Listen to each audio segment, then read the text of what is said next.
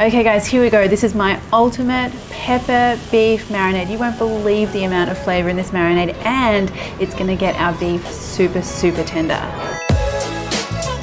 Now, of course, my ultimate beef pepper marinade has a little bit of a Thai twist to it.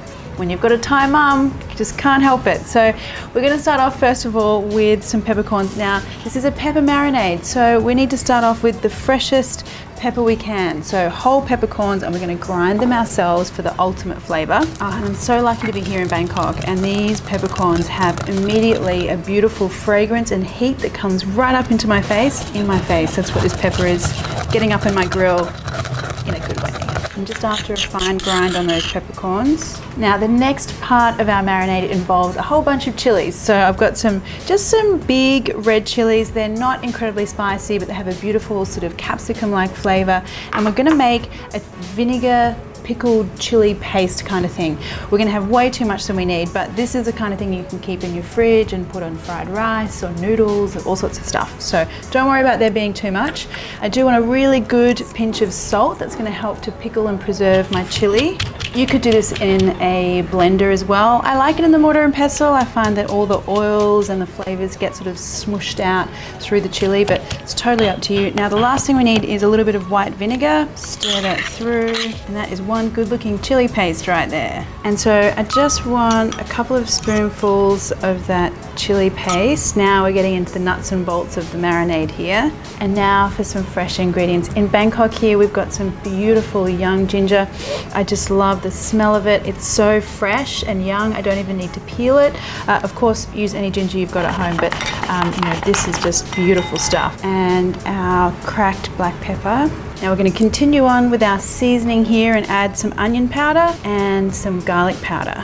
And now let's talk about the mechanics of a wet marinade. So what we want to add now is plenty of salt, plenty of acid, and a little bit of sugar. All of those things are going to help to add flavor. They're going to tenderize our steak, and they're going to add a little bit of caramelization to the outside. So soy sauce is what we need, as well as a little pinch of salt. Acid's going to come from our vinegar, just some white vinegar, and some brown sugar. Just mix that together. Ah, the smell already is so beautiful.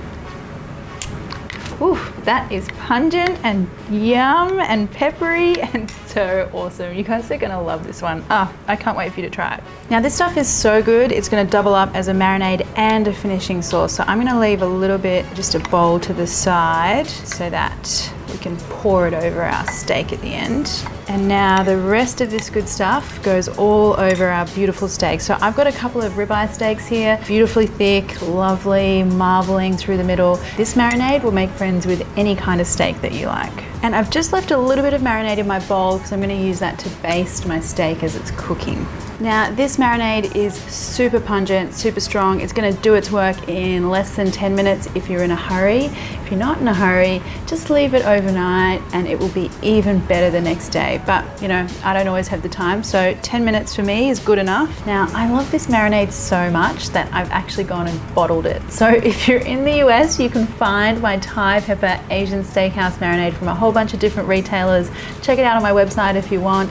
Otherwise, you can make it from scratch yourself as well. So now it's time for the sizzle, my favorite part. I just want a little bit of oil on this grill plate that I'm using. You can totally do this on an outdoor barbecue as well, or in a frying pan. I just happen to have a cast iron plate here that I'm using. The main thing is that you get it really hot because we want to get that really nice char on the outside of our steak. Okay, are you ready for the sound of magic? Here we go. I'm just going to leave this first side to sizzle away for a few minutes, get nice and charry. Now let's do the first flip. Oh, look at that color. Oh, magic, so magic. So there are a load of different schools of thought about how you cook a steak. For me, the best way is to get that char on that first side, get a little bit of color on the other, and then I keep flipping because that way I get a nice amount of even heat going through both sides of the steak. It's up to you how you want to do it, but that's the way I do it. I'm going to add a little bit of that reserved marinade to the top of this side. Keep that flavor layering going. Okay, I'm going to flip again. Baste with a little bit more marinade. Okay, now once I can feel that that steak It's a nice medium rare. I'm going to take it off and just let it rest. Now, steak resting time is a great time to get the rest of your dinner sorted.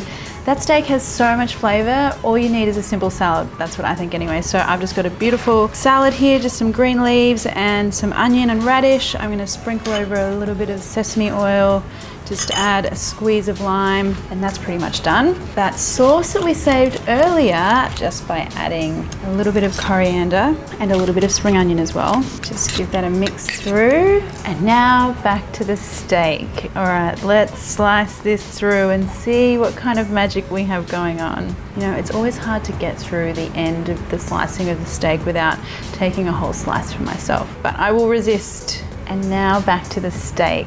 Ah, now that is pure heaven. Beautifully tender. I love that charry outside and that beautiful pink center. Now don't waste those resting juices. Pour that over your steak. And then we want some of that beautiful herbaceous sauce that we've made.